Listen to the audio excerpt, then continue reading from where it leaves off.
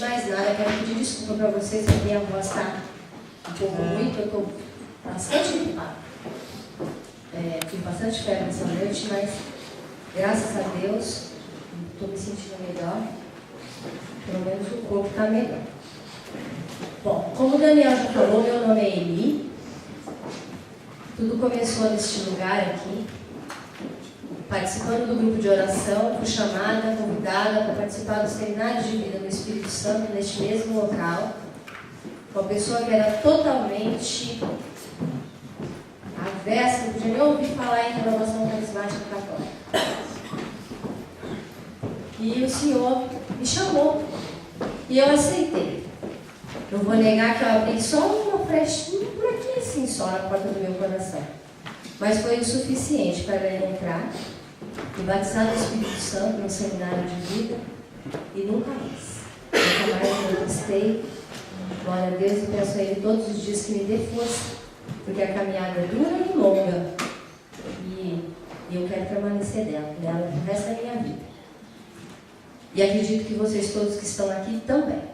Algumas pessoas eu vejo que é a primeira vez, outras já participaram de outros seminários, mas é sempre novo. O que o Senhor vem falar para a gente é sempre novo. E reunidos aqui, nesse final de semana, nós vamos falar, escutar 8 pregações. Né? Nós vamos falar sobre temas que vão ajudar a nossa vida, que vão fazer com que a gente possa nos tornarmos mais ricos, para que a gente possa bem viver. Muitas vezes a gente quer viver melhor, mas não consegue, não sabe como. Porque mesmo adultos, nós ainda somos crianças na fé. Então a gente precisa de uma orientação. E nesses 8 temas que vão ser falados entre hoje e amanhã, 5 hoje, 3 amanhã, vão ser plantadas sementes no nosso coração e vai nos ajudar a nos fortalecer na fé. Amém? A pregação que nós vamos ouvir durante esses 2 dias vai nos falar sobre o semeador, o amor de Deus. Esses são alguns temas. O pecado, o senhorio de Jesus, falsas doutrinas, batismo no Espírito Santo, vida e comunidade, cura interior e amor aos irmãos. Como é a primeira pregação, então eu vou apresentar para vocês o seguinte. Seminário de vida no Espírito Santo. Quando a gente recebeu esse convite, a gente ficou pensando, nossa, o que é seminário de vida no Espírito Santo? Essa dúvida paira no coração da gente, que a gente não consegue entender, não sabe muito bem, não tem muito bem noção do que é. Seminário é um lugar, um centro, onde as pessoas religiosas se encontram, geralmente, para estudos e para aprender. Então, todo mundo conhece, todo mundo sabe que os padres ficam, por alguns anos no seminário para estudar a palavra, para se formarem. Então a gente chama de seminário aquele lugar que eles ficam. Mas também como um lugar, um edifício, um lugar físico. Mas também pode ser uma reunião. Uma reunião onde as pessoas se reúnem para falar de um determinado assunto, por algum tempo, ouvir palestras. No caso nosso hoje aqui, nós vamos falar estudar sobre a palavra de Deus.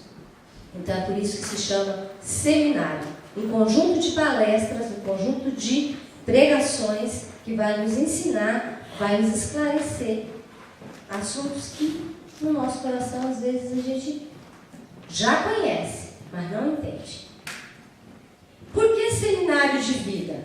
Por que de vida?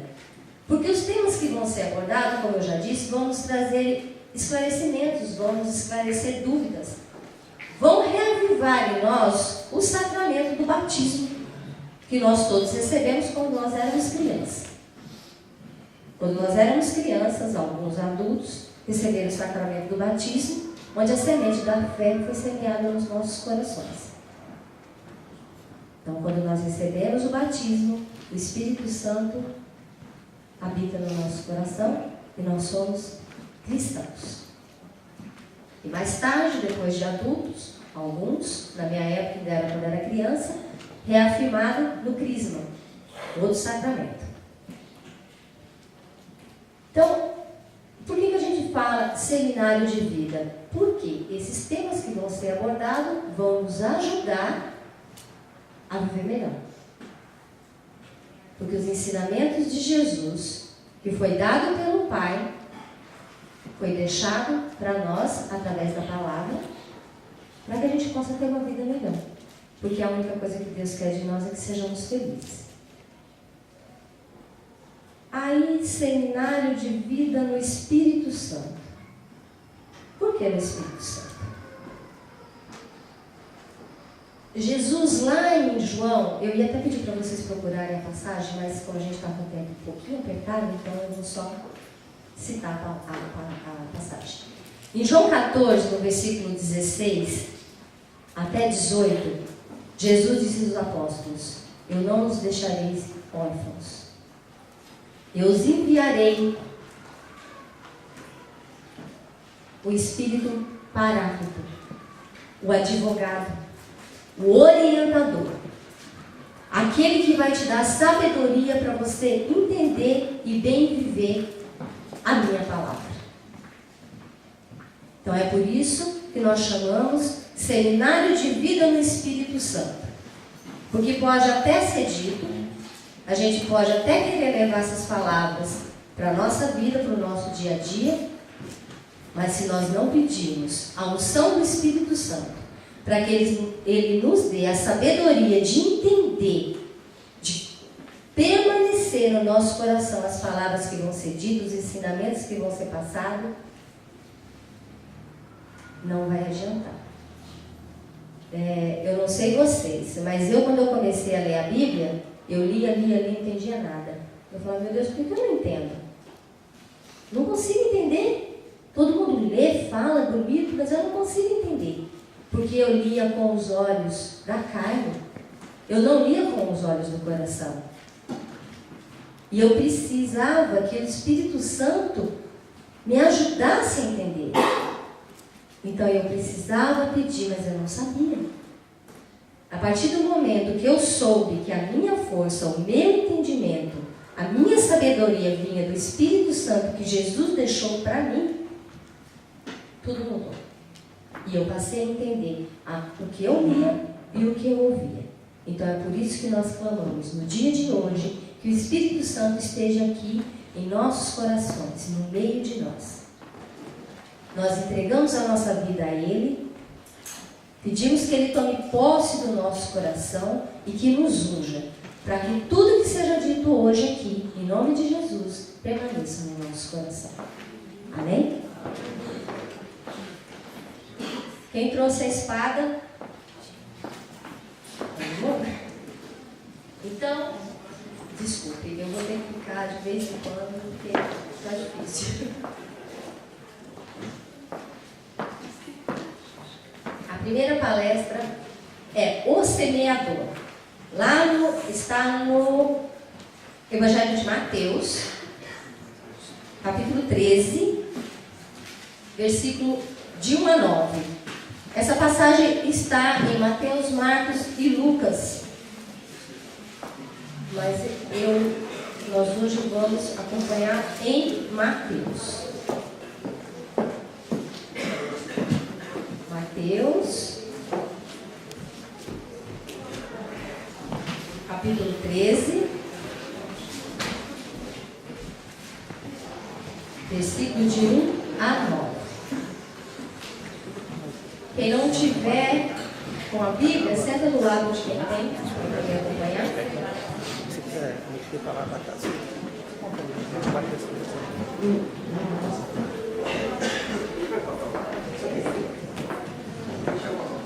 Amém?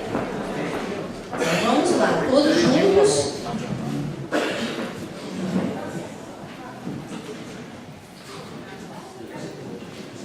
Ok?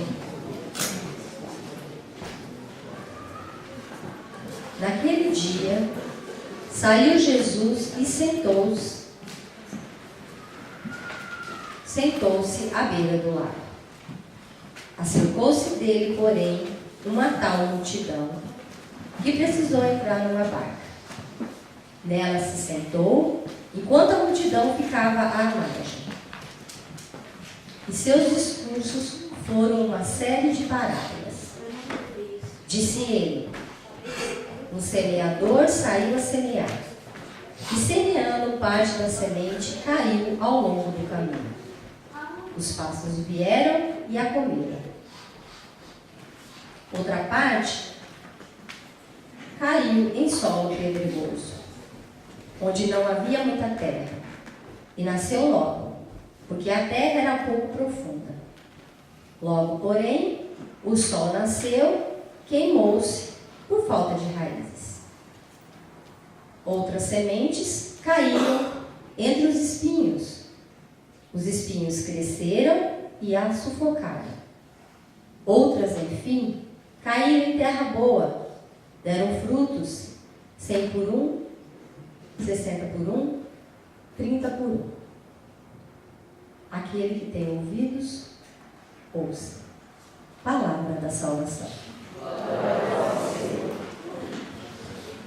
Essa passagem é muito conhecida de todos nós, é uma passagem fácil, até fácil de ser entendida, porque foi feita em parábolas, mas um pouquinho difícil de ser vivida.